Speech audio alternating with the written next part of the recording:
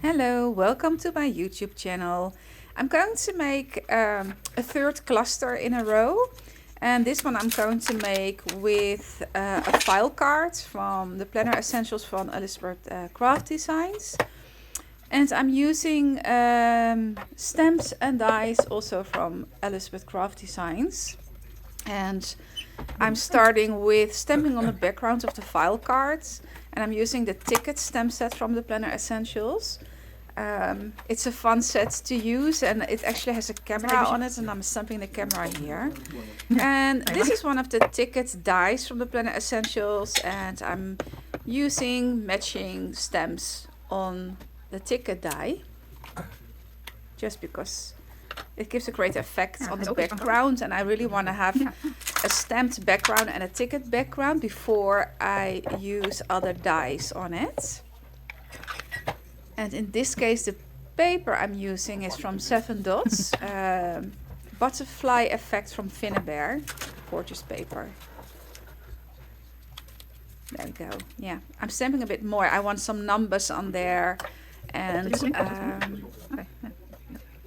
yeah, that's one of the numbers I'm stamping, and I just want to create kind of a busy background, but not with a lot of color.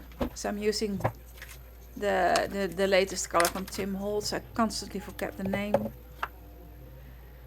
but it's a very dark brown, almost black, and it's great for this project. So why not use it? Yeah, more stamping. The ticket stamps are so much fun to use. Gorgeous stamps, and I don't have to stamp the bottom part of the file card because, yeah, I'm using the ticket die on it. And of course I am inking the edges,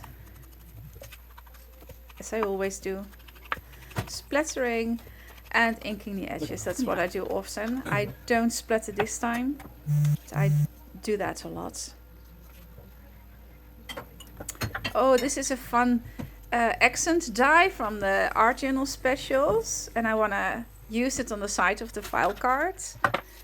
It just adds a bit of extra to your project, and I am using the gears also from the Art Journal Specials, and I want to color them darker brown and gold, and I wanted to use a bit of the teal blue, and I'm happy I didn't do that because I couldn't open the jar. My husband opened the jar after I taped this, but it turns out great. And I'm using a sort of a distress paste, a thick paste, and it gives a sort of how do you say that, texture on the gears. But you can use a brown acrylic paint as well. This is a sort of, it's called distress paste. I just want to age the gears. And I have some gold, just gold acrylic paint, and I'm using that as well. Just a bit all over the gears. It gives a bit of an aged effect.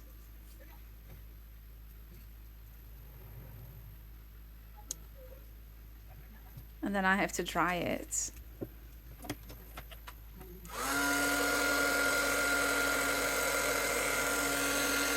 It was glued a bit to my paper, that's why it didn't move when I used the heat tool. But it's fine, I'm going to take it off later on. I'm just letting it dry for a minute. Oh, and I have these stamps. I made a whole collection of faux stamps. And sometimes I just think, okay, I have those stamps and maybe they fit this project.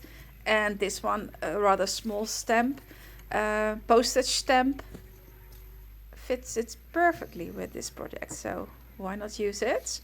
And on the edge, I'm using the accent die, and I'm cutting off the excess. You can see what I'm doing in a minute. I have to get my scissors.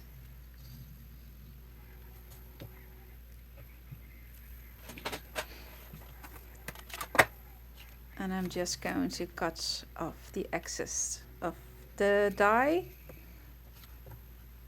And the base is already so much fun. And now I'm going to glue the gears on top of the base.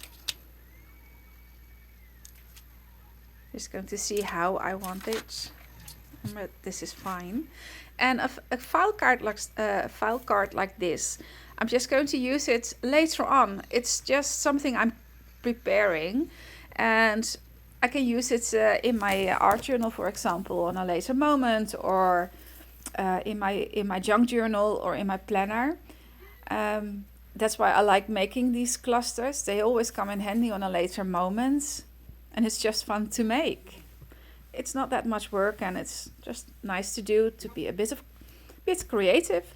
I love to be creative practically every day. It kind of relaxes me. I guess it's the same for a lot of people. But this is my file cards. Thank you so much for watching, and I hope to see you next time. Bye bye.